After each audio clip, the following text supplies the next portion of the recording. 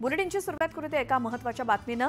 महायुतीच्या तीनही पक्षांच्या संभाव्य मंत्रिमंडळाची यादी मुख्यमंत्री देवेंद्र फडणवीस यांनी दिल्लीमध्ये केंद्रीय गृहमंत्री अमित शहा यांना दिल्याची माहिती सूत्रांनी दिली आहे। केंद्रीय गृहमंत्री अमित शहांनी तीनही पक्षांच्या यादीवरती सखोल चर्चा केल्याची माहिती मिळाली आहे।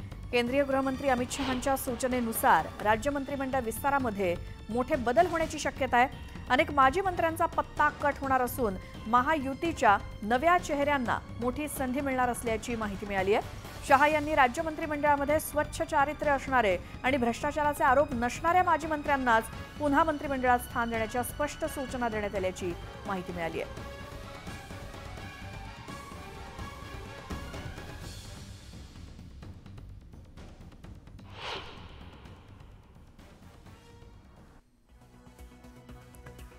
दिल्ली दौऱ्यादरम्यान देवेंद्र फडणवीस आणि अमित शहा यांच्यामध्ये खलबत झाली। तीनही पक्षांच्या संभाव्य मंत्रिमंडळातील नेत्यांची यादी शहांकडे सादर करण्यात आली। तर शहांसोबत मंत्रिमंडळ आणि खातेवाटपावरती सखोल चर्चा झाल्याची माहिती मिळाली आहे। अमित शहांनी देवेंद्र फडणवीस यांना विशेष सूचना देखील दिल्या आहेत। तर शहांच्या सूचनांनुसार मंत्रिमंडळ विस्तारामध्ये बदल केले जातील। नव्या मंत्रिमंडळामध्ये अनेक माजी मंत्र्यांचा पत्ता कट होणार आहे। तर महायुती सरकारमध्ये नव्या चेहऱ्यांना मोठी संधी मिळणार आहे। तसंच स्वच्छ चारित्र्य असणाऱ्यांना मंत्रिमंडळामध्ये स्थान दिलं जाईल। मंत्रिमंडळ विस्तार 14 डिसेंबरला मुंबईमध्ये होण्याची शक्यता आहे। तर महायुतीच्या मुंबईतल्या बैठकीमध्ये या विस्तारावरती शिक्कामोर्तब होण्याची शक्यता।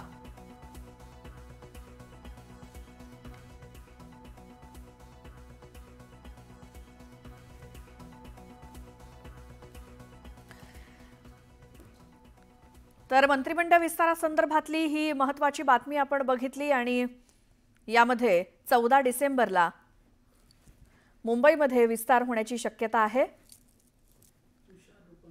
अधिक माहितीसाठी जाऊयात, आमचे प्रतिनिधी तुषार उपणवर आपल्या सोबत आहेत।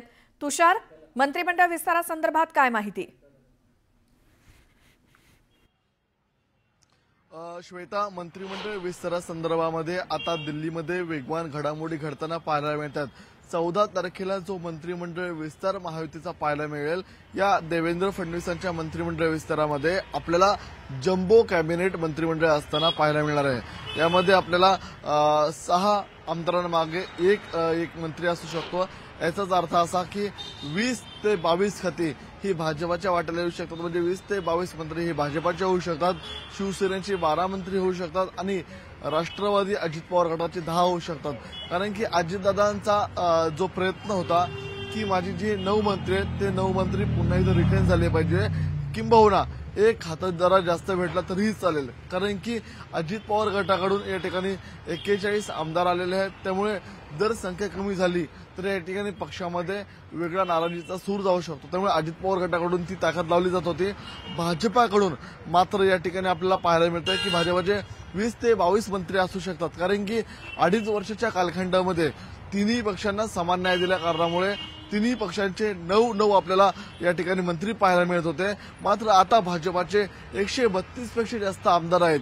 जर आता पुन्हा एकदा जर मंत्र्यांची संख्या कमी राहिली तर भाजपाचं केडर हे नाराज होऊ शकतं। म्हणून भाजपाचे वरिष्ठ नेते भाजपाचा केडर नाराज होऊ नये। कारण की आता येत्या काही दिवसांमध्ये महानगरपालिकाची निवडणूक आहेत आणि महानगरपालिकाच्या निवडणुकांमध्ये जर कार्यकर्त्यांना पदाधिकाऱ्यांना जर ताकद द्यायची म्हणली तर त्या भागातले नेते हे मंत्री होणं तितकंच गरजेचं आहे। त्यामुळे भाजपा कॅम्पमधून या ठिकाणी साधारणतः 20 ते 22 जण आपल्याला मंत्रिपदाची शपथ घेऊ शकतात। शिंदे कॅम्पमधून 12 जण शपथ घेताना पाहायला मिळू शकतात। साधारणतः शिंदे कॅम्पमधून काही मंत्र्यांबाबत नाराजी व्यक्त केली जात होती, त्या मंत्र्यांचा पत्ता कट केला जाऊ शकतो। भाजपामध्ये मात्र या ठिकाणी जे जुने चेहरे आहेत त्या अनुभवी चेहऱ्यांना ठेवून काही नवे अनुभवी चेहरे या ठिकाणी मंत्रिमंडळामध्ये आणले जाऊ शकतात। तुषार, आपण आता जाऊयात, उदय जाधव आमचे प्रतिनिधी आपल्या सोबत आहेत।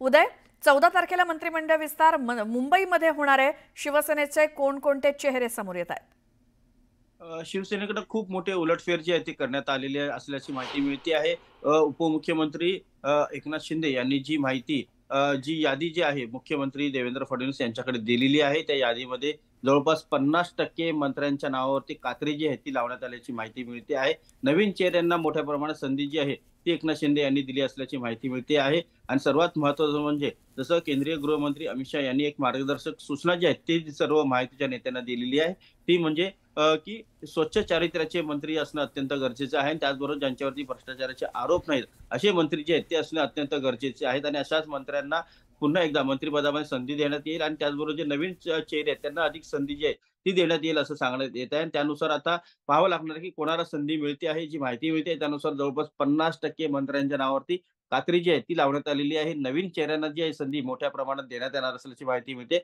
शिवसेनेला जवळपास 12 मंत्रिपद मिळणार आहेत आणि या 12 मंत्र्यांमध्ये कसं खातेवाटप असणार आहे या संदर्भात आज महत्त्वाची चर्चा होणार आहे. महायुतीच्या तिन्ही नेत्यांची आज मुंबईत महत्त्वाची चर्चा होणार आहे आणि या 3 नेत्यांच्या बैठकीमध्ये खातेवाटप आणि एकूणच मंत्रिमंडळ विस्तारावरती अंतिम चर्चा होऊन जवळपास पुढच्या 48 तासामध्ये पुढील मंत्रिमंडळ विस्तार जो आहे तो होण्याची देखील माहिती मिळते आहे. धन्यवाद या सगळ्या माहितीसाठी. तर आपल्या प्रतिनिधी प्रणाली कापसे सुद्धा आपल्या सोबत आहेत. प्रणाली, 14 तारखेला मुंबईमध्ये मंत्रिमंडळ विस्तार, बऱ्याच काही गोष्टी समोर येत आहेत. फडणवीस आणि शहांच्या दिल्लीतल्या भेटीनंतर काय माहिती तुमच्याकडे?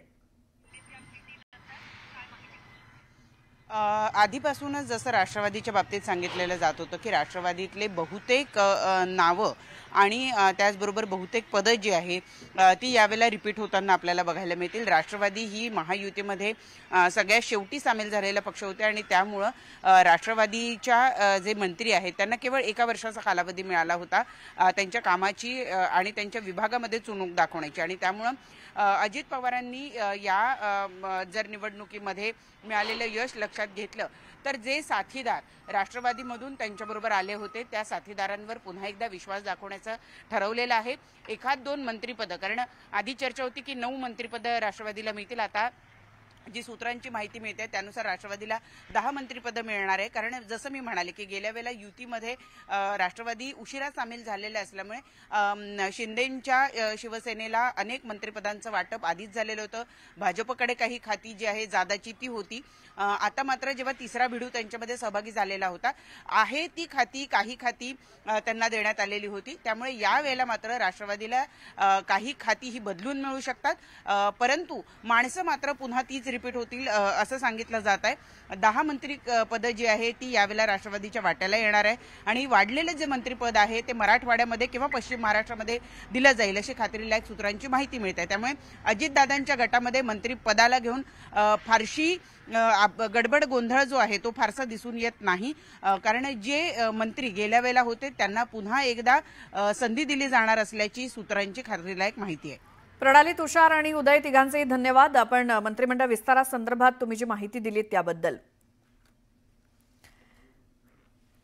त्यानंतर आणखी एक मोठी बातमी बघूयात. राज्य मंत्रिमंडळ विस्तारावरती अखेर दिल्लीमध्ये तोडगा निघाल्याची माहिती वरिष्ठ सूत्रांनी न्यूज 18 लोकमतला दिली आहे. मंत्रिमंडळ विस्ताराचा फॉर्म्युला ठरलाय असं सूत्रांकडनं कळलंय. भाजपला 20, शिवसेनेला 12 आणि राष्ट्रवादी काँग्रेसला अजित पवार गटाला 10 मंत्रिपदं मिळणार आहेत.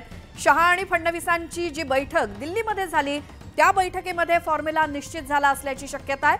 महायुतीमध्ये सर्वाधिक मंत्रिपदं ही भाजपला असणार आहेत. ऊर्जा, नगरविकास, महसूल ही खाती शिवसेनेकडे असण्याची शक्यता आहे. तर मंत्रिमंडळ विस्ताराचा फॉर्म्युला जो ठरलाय त्यामध्ये कोणत्या पक्षाला म्हणजे महायुतीतल्या कोणत्या घटक पक्षाला किती खाती या संदर्भातला हा फॉर्म्युला आहे. विस्तारावरती अखेर दिल्लीमध्ये तोडगा निघालाय असं सूत्रांनी सांगितलंय. मंत्रिमंडळात भाजपला 20, शिवसेनेला 12 आणि राष्ट्रवादीला 10 मंत्रिपदं मिळणार आहेत.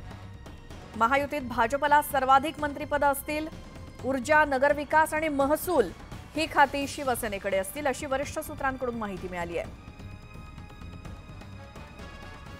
अधिक माहितीसाठी जाऊया दिल्लीमधनं. आमचे प्रतिनिधी प्रशांत लीला रामदास आपल्या सोबत आहेत. प्रशांत, शहा आणि फडणवीस यांच्यामध्ये खलबत झाली त्यानंतर फॉर्म्युला ठरलेला आहे, काय त्याबद्दल सविस्तर माहिती द्याल? काल रात्री उशिरा केंद्रीय गृहमंत्री अमित शहा यांच्या निवासस्थानी देवेंद्र फडणवीस, भारतीय जनता पक्षाचे अध्यक्ष J P Nadda BL Santosh आणि शिवप्रकाश हे प्रमुख भारतीय जनता पक्षाचे नेते पोहोचले. त्यासोबतच चंद्रशेखर बावनकुळे देखील तिथे उपस्थित होते. महत्वाचं म्हणजे जर बघितलं या बैठकीमध्ये महायुतीच्या फॉर्म्युल्यावरती अंतिम निर्णय झाल्याची सूत्रांची माहिती आहे. त्यामध्ये 20 ज्या आहेत मंत्रिपद जे आहेत ते साधारणतः भारतीय जनता पक्षाला मिळेल. 12 मंत्रिपद जे आहेत ते शिवसेनेला मिळेल. 10 मंत्रिपद जे आहेत ते राष्ट्रवादी काँग्रेस पक्षाला मिळेल. कारण की ज्या पद्धतीचं नियम आहे त्या नियमानुसार 43 मंत्री होऊ शकतात. त्याचमुळे या प्रकारचं सूत्र निश्चित करणारी सूत्रांची माहिती आहे.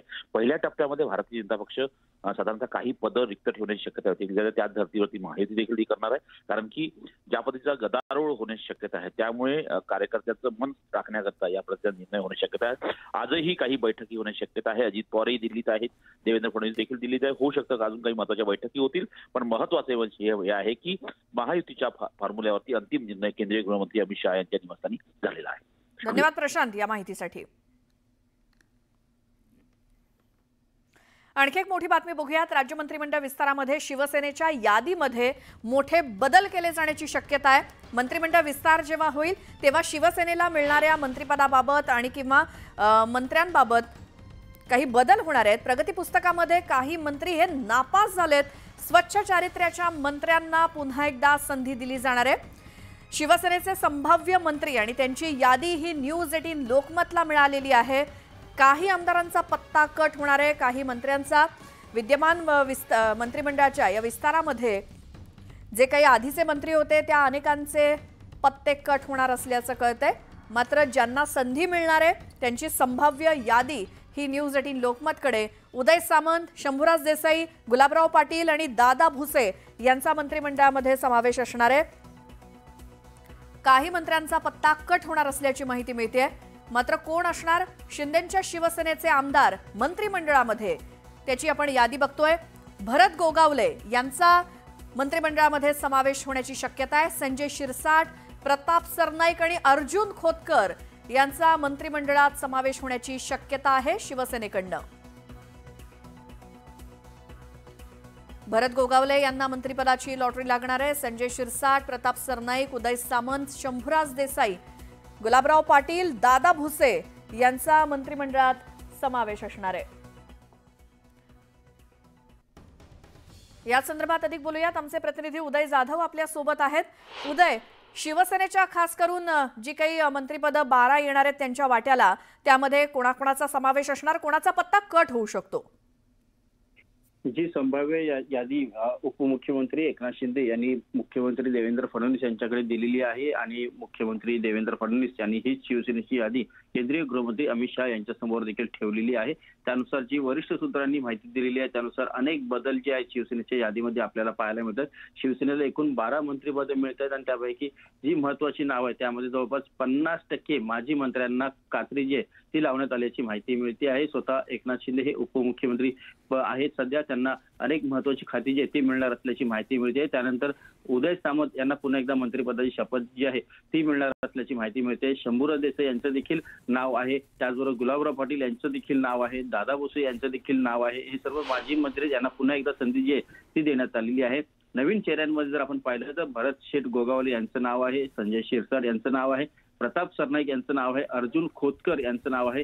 राजेश क्षीरसागर यांचं नाव आहे. विजय शिवतारे यांचं नाव आहे आणि भावना गवळी या एकमेव महिला आमदार आहेत. विधान परिषदेचे आमदार आहेत. मात्र विदर्भातलं एक चेहरा म्हणून त्यांना या यादीमध्ये त्यांचं स्थान जे आहे ते मिळालं असल्याची माहिती मिळते आहे. या यादीमध्ये काहीसा शेवटच्या क्षणी बदल देखील होऊ शकतो अशी देखील माहिती मिळालेली आहे.